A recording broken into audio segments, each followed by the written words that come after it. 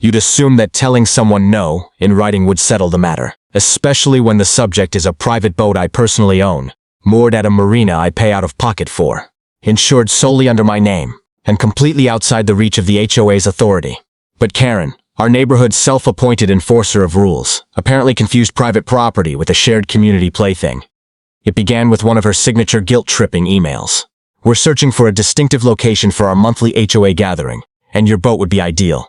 It's basically become a neighborhood icon. I responded within 10 minutes. A firm no. I didn't soften the message at all. I even pointed out liability concerns, the marina's official rules, and made it clear I hadn't authorized anything. I assumed that would settle things. It didn't. A couple of days afterward, I had to travel out of state for a relative's funeral. Before departing, I inspected the boat thoroughly. Cabin locked, ignition disabled, dock lines secured twice over.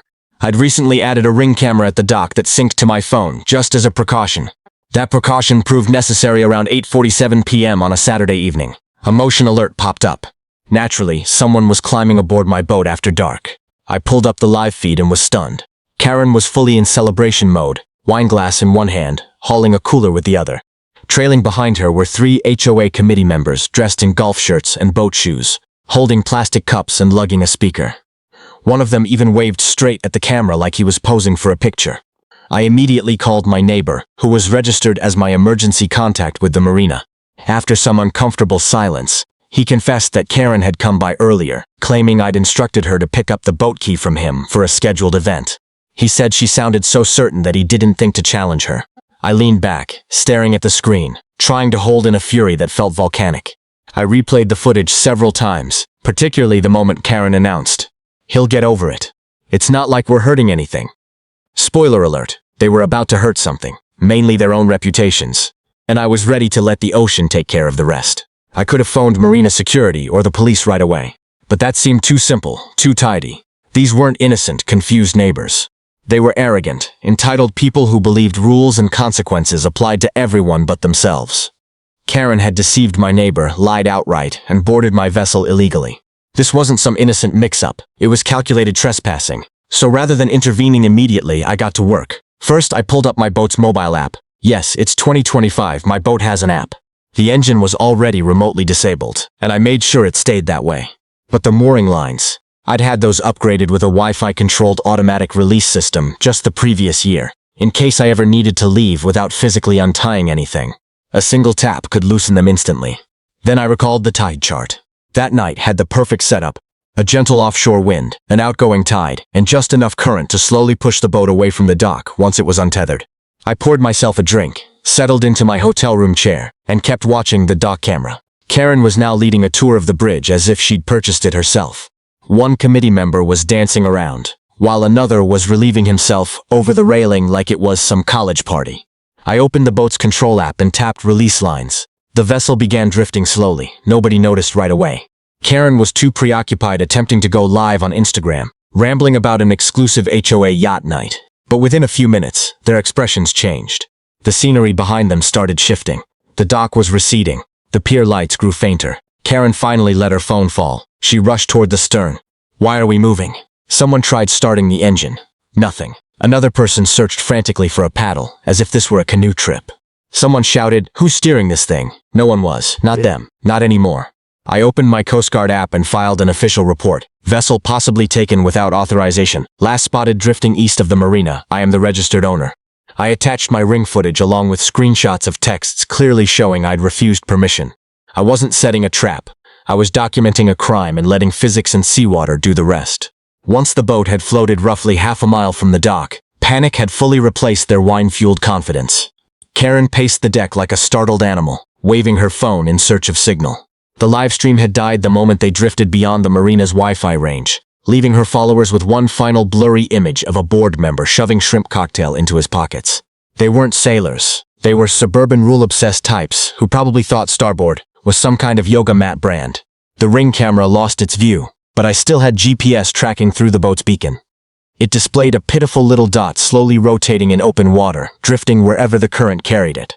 I pulled up the marine weather report. No storms, calm waters, and a long night ahead of them. Ideal. Inside the HOA's group chat, which a former board member had quietly forwarded to me months earlier, chaos was unfolding. The boat just drifted away. Does anyone know how to operate this? Wait, you never got his okay? Karen said he was fine with it. He'll understand. We're representing the neighborhood. We're stuck out here, Karen. I couldn't help but laugh. They weren't in real peril, not yet, but they were completely powerless. And every passing minute out there served as a perfectly lawful reminder of how badly they'd messed up.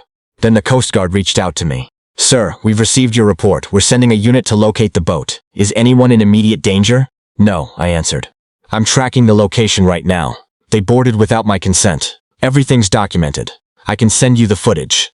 They thanked me and promised an update once they made contact. About an hour later, the GPS showed the boat had stopped, drifting in a slow circle. Probably someone attempting to anchor it, someone who assumed an anchor functioned like a parking brake.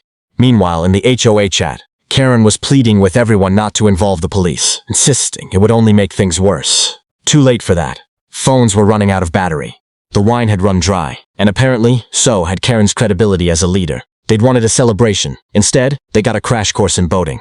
The Coast Guard finally caught up with the vessel around 3 a.m., about 7 miles from shore. Per the officer's later account, Karen was in tears. Greg had thrown up over the side, and one board member was huddled beneath a beach towel, rambling about jellyfish plots. No one was hurt, no hypothermia, just wounded pride and total humiliation. I received a call at 6 a.m. from the officer who'd responded, "Sir, your boat's secured.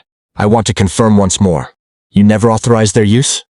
"Correct. I've got text messages, camera footage, and a witness confirming they tricked their way aboard. Should I send everything now or wait?" A brief pause followed by a quiet laugh. "Now works fine." Later that day, I received a follow-up call. The Coast Guard had logged the incident as unauthorized vessel use, a federal violation.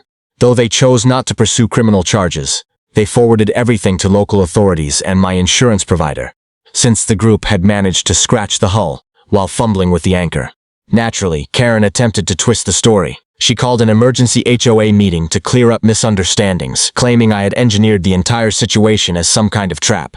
Unfortunately for her, the neighbor she deceived into giving up my spare key told the truth, and everyone had already seen the clip of her grinning straight at the camera while climbing aboard.